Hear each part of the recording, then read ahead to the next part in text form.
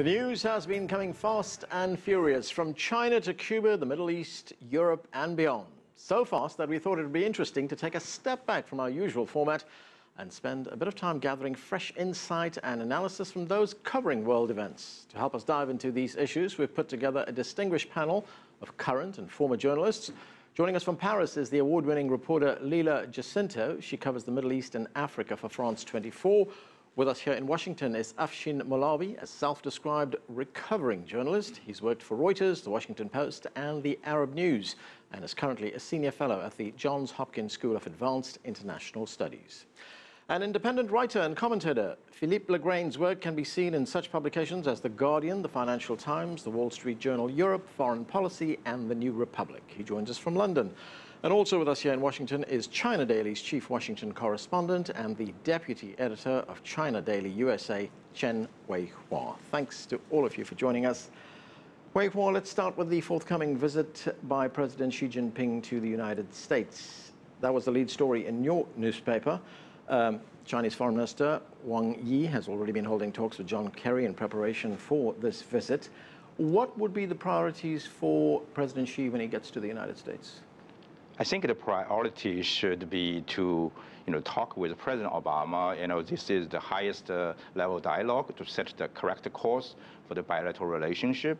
I think there is some sort of distractions and, which drive the relationship into a sort of unhealthy spiral, in particular South China Sea, cyber issue, and the sort of military, maybe possibly arms race. I think the two leaders need to really set a course into a more healthy dynamic of the relationship. Of course, they also need to expand the cooperation, as they did last November when Obama was in Beijing for the visa policy, climate change deal. Right. Afshin, do you see any other areas where there could be greater cooperation between these two sides, or a bigger role for China in world issues such as the Iran nuclear deal, for one? Sure. No, I do, absolutely. And in fact, I think, President Obama is in a phase of his presidency where he's looking for big legacies. Well, President Xi Jinping also has a very ambitious project, the One Belt, One Road project, as well as, several of the infrastructure initiatives that President Xi Jinping has outlined. I think here's an opportunity for the United States of America to partner with China in building infrastructure around the emerging and developing world. President Obama is focused intently on free trade agreements, the Trans-Pacific Partnership, the European Free Trade Agreement as well. But I think infrastructure development is a proven way of transforming societies, kickstarting economic growth. And here's something that both sides can agree on. And I think that's a real opportunity for both of them to talk about this One Belt, One Road initiative. Right, Philippe, I'm wondering if you could expand on that for us a little bit. I mean, during this visit, these two sides, of course, two countries, are huge economic and trade partners. I mean, can we expect any major initiatives to be announced in the area of, say, trade and investment? Well, I mean, I think it would help if the US's TPP negotiations weren't designed to exclude or contain China. If you were to broaden those discussions to involve China, that might be a very constructive, though ultimately a very unlikely one at this stage. In the trade field, recently there was a groundbreaking deal at the World Trade Organization to expand the coverage of the information technology agreement, basically to move it forward from the days of floppy disks into the days of USB flash drives and MRI scanners, and that's a big achievement. I think also discussion on investment issues. I mean, a lot of the US-China economic relationship is through trade.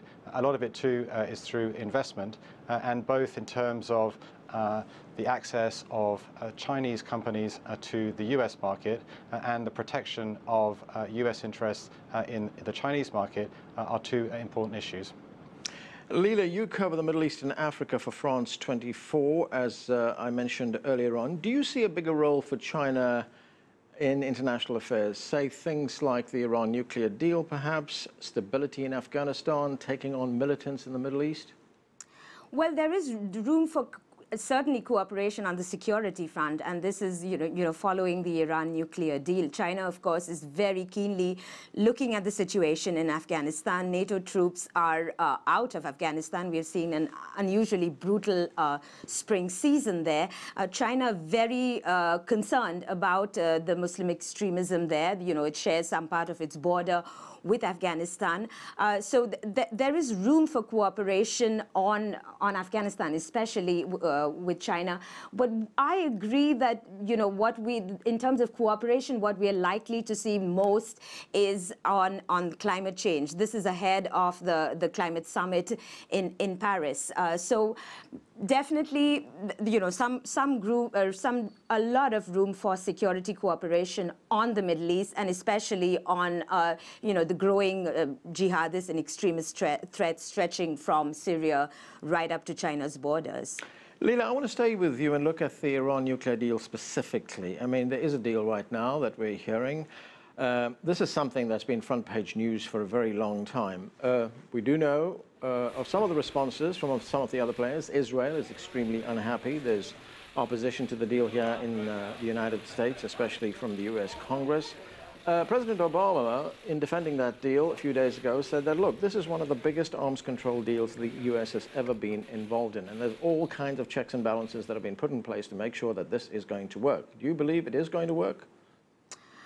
Well, I do, and at some point this is above my pay scale, but what's important is a lot of arms experts also do believe that, regardless of, we're talking a day after the Republican debate, and where all of the candidates were against this deal, but really offering no alternative.